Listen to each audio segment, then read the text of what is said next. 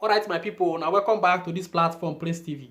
Here when I dey so now to give una small update, wanna see how some things still dey happen because this senatorial issue now so be like say they don't dey call some people when apply for the senatorial. Some guys don't they make mistake, you understand?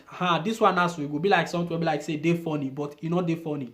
Now, if they call you for senatorial, I mean you can't declare your document now so. There are two major things will be like say that they face now so. Now be hospitalita and then alojo. This alojo na the measurement of the house where be like say now you dey stay. They need them. All these things now wetin Italians they do in order to generate money. Or normally all those things don't mean anything because now that alojo, if you go make am for the commune when the person they will be like say you dey for a house, go make the alojo, the measurement of the house, all those kind of stuff. You need to deposit some money for this alojo of a thing. Going to do that alojo. For the commune, they go demand 2 marca da bolo of 16 euro. They go tell you may go pay so money for bank about 10 euro. For those of them like so they experience, I'm gonna fit testify for the comment section. But you get place when they be like say, I want to make people understand one or two things. One guy now so go do hospitalita for one place, at the same time go do alojo for another place, stating that the person when do hospitalita for him say he no go fit go do the alojo for him. Say no only hospitalita he go fit do.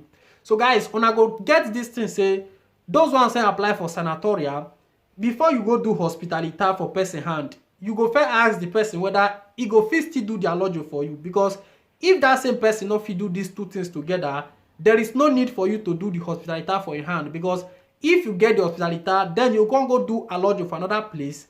If you can't go, you no go work. Now be the problem. Be like say one guy call me now so they get. Not like say you supposed to know say the alojo they ask you because they want to know where you they live, the measurement of the house, how many people there for inside the house. You understand?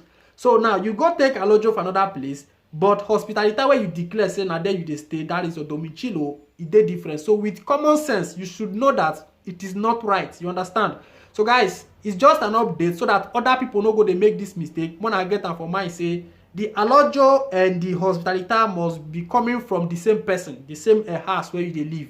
So that is what you guys have to know in that particular aspect. Now just little bit update, still let una know how things still happen. And at the same time, for those ones who be like say una still apply for the ready to the cittadinanza when I never reach 10 years. Now the whether the finance don't still arrest about 78 people. Una they see for screen here so they don't arrest about 78 people. Be like say that they receive the ready to the cittadinanza when they never reach 10 years.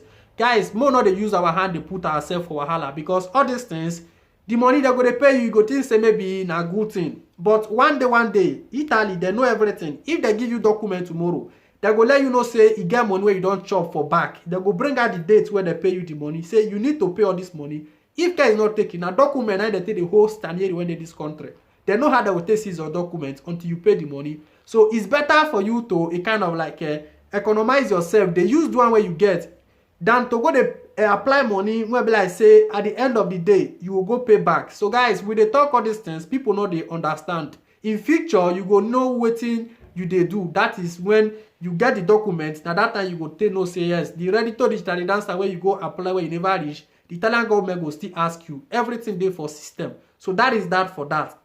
Another update again I want people to understand is that, for example, if you get resident for commune, then you get 6 months richiesta di asilo or any document like 2 years document. That resident where you get for that commune also like this, if that permission di soggiorno expired, you go see say the commune go send you letter say your document don't expire. So you need to bring the renew of the document to go kind of like merge together with the residents again. So this is what is still going on like this now. So because many people they pass this through through these kind of things as well. So I still make una know say not be something will be like saying a bad.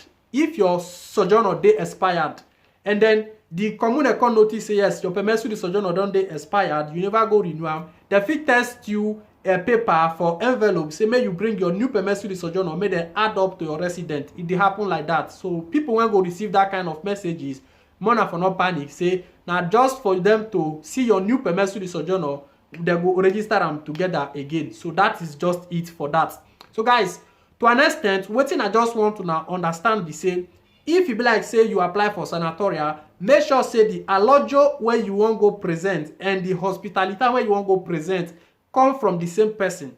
No go use alojo for one place, then go use hospitalita for another place. At the end of the day, you waste the money when you go to do that hospitalita, because I know our African people, if they do all those things for you, they no go return the money give you. So e better you know now. Make sure say person wey be like say na wan go do the alojo for you or hospitalita for you, make sure say you agree to do the two together. If you know they capable to do the two together, there is no need for you to go the kind of like they ask that kind of person. It's better you go and look for the person who can do the two together for you. So guys, it's an information for you guys to know. One are not going to make this mistake, because it not make sense.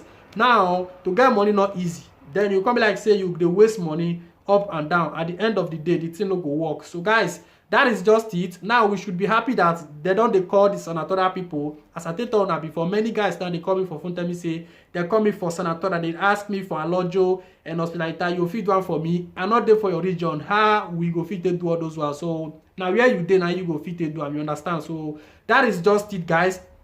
Now little bit update, man, for still know how things still happen. And then do me a favor, go to Young Flex to subscribe to his platform. The guy I dropped his video this morning. When I try to subscribe to that platform, that place, the guy they always they try to drop music. Till next time again, we'll be together. Ciao.